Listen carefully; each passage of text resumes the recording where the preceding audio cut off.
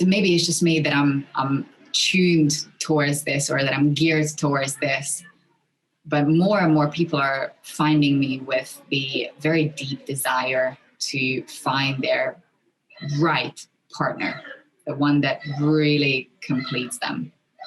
And we have a massive campaign against it, that you are whole and complete. Nobody else should complete you. Yes and no, same way. You are a whole and complete being. And at the same time, when you merge with another whole and complete being, you are creating something that none of you individually would be capable of. And when you do genuinely unify the two of you, none of you is annihilated. You create a third form of consciousness, a third entity that is experiencing itself through both of you at the same time. When you know that you are an eternal being, when you are not afraid that you're going to die, then you don't need to survive. You just exist. It's easy. It's very, very simple. And it feels incredibly relaxed.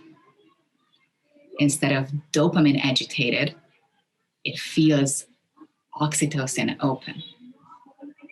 It's a very different feeling. And I've experimented enough with my brain chemicals that I can tell the difference between serotonin, oxytocin, and dopamine. I can tell the difference how it feels. I experience serotonin is not that uncommon, but I experience oxytocin pretty rarely. The most joy, the most excitement, the most fun that I have is dopamine highs. And I'm having the sense that that is not natural. I'm gonna find either the proof or disproof for it. But for now, my intuitive sense is telling me that when I hype myself with dopamine, then I'm holding myself back from experiencing at-one-ment and true fulfillment. I'm settling for junk food instead of nutrition. I'm actually closing myself off instead of allowing love, allowing to be loved and expressing love. And it has a very tangible, biophysical, chemical expression. It's just a few little atoms different, but it makes a massive difference in my experience, my level of consciousness, my attachment style. We're going to talk about attachment styles in the next one. So, what I've given myself as a challenge is to practice how it feels when I actually express love, the way I love. For me, it's not that different from desire. And probably that's been one of the trickiest parts, is that I've been holding myself back from expressing love because for me it's so closely linked with desire. And I'm only going to express that depth to one person because it only belongs to one person. Doesn't mean that I don't love multiple beings. Doesn't mean that I haven't expressed love towards my past relationships. But if I really ask myself, have I actually enjoyed it? Have I actually felt safe, loved, respected? Have I actually felt comfortable to be naked, not just physically, sometimes physically as well? It was like, oof, I don't know, we're gonna be naked in front of you. And I if I really ask myself, I'm not attracted to your naked body. I had so many of those. I literally forced myself into situations when I'm like, but he's such a nice guy, but I'm so unattracted to him.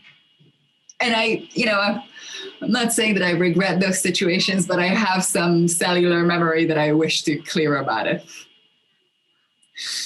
And so if I really honestly ask myself, I was full of those experiences when I wasn't actually honest, and I had a complete discongruent experience, a cacophonic experience.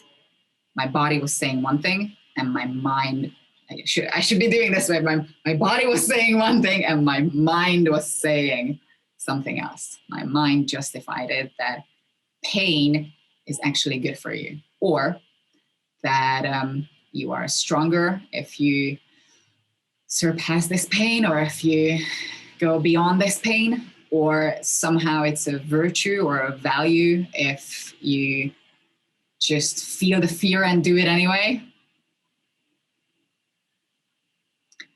And from the bottom of my heart, you really don't have to. When you're coming from passion instead of urges, when you're coming from openness and the innocent desire to become one, then when you do experience merger, it's such an incredibly relaxing, opening, and at the same time ecstatic experience that when you do have that experience, it doesn't compare with a release, with literally a quick release. That's the difference between orgasms and orgasms, but we're going to talk about that later. Delta frequencies are sleep states. Your body is put to complete peace. Theta is light sleep, deep meditation, or a very peaced out state. Alpha is light meditation, relaxation, the flow state, the creative flow. Beta is alertness. High beta is anxiety and fear. And gamma is ecstasy. When you've never experienced ecstasy, and that's not the drug. Trust me, it's not the drug.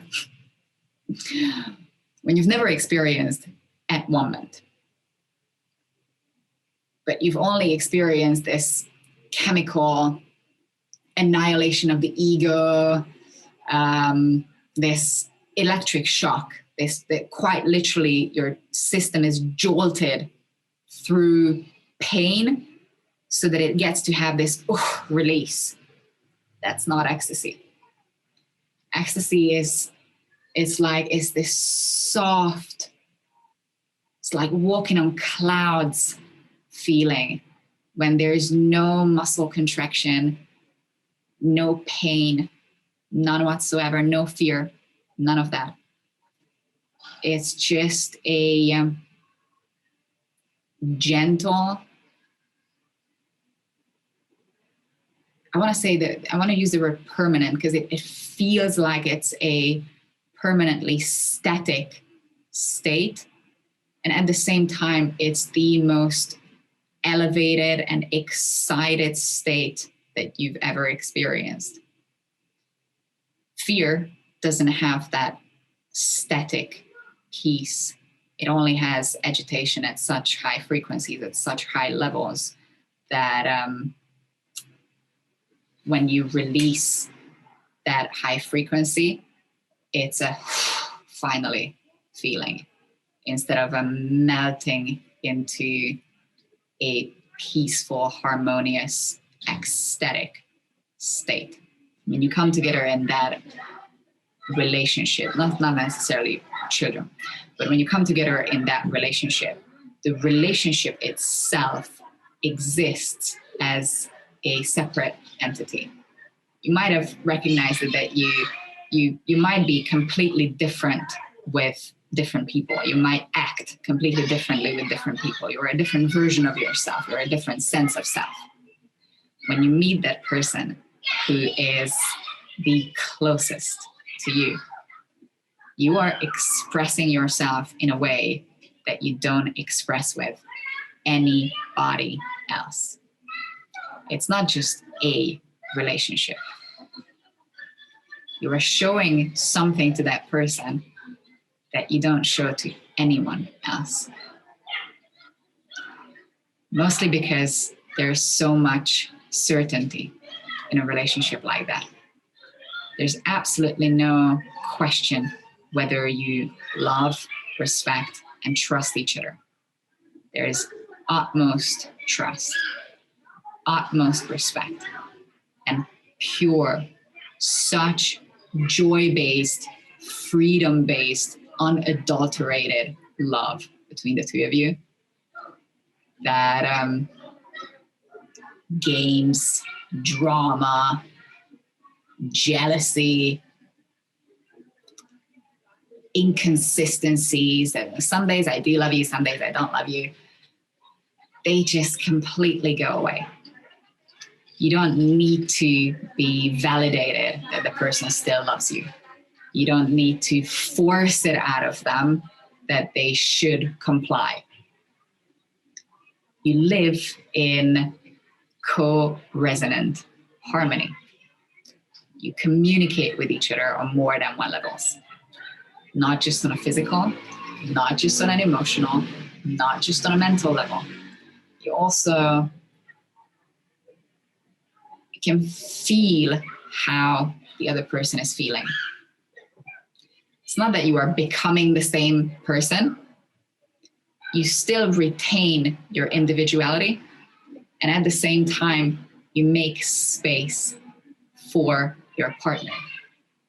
You are expanding your sense of self, your territory, your energy field to include another being as well.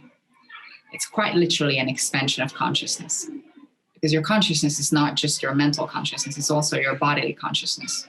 When that person on the other side of the world feels somehow, you can transcend space and time and feel exactly what they're feeling.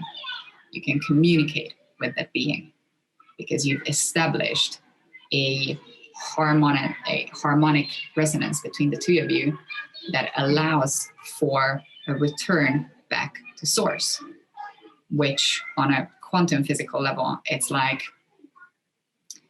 every source point, every center point of every single individuated atom, subatomic particle, every single body, every single consciousness form exists within the same morphogenetic field. That's where the illusion of separation goes away. That's where you can instantaneously communicate. That's where you can jump space-time. That's where you can travel. That's when you can demanifest, when you return to that source point. Now the true return to that source point is when you can physically, every single cell of your body can just breathe it back to that source point. But we can keep practicing with first mental body layers, then emotional body layers, then physical body layers.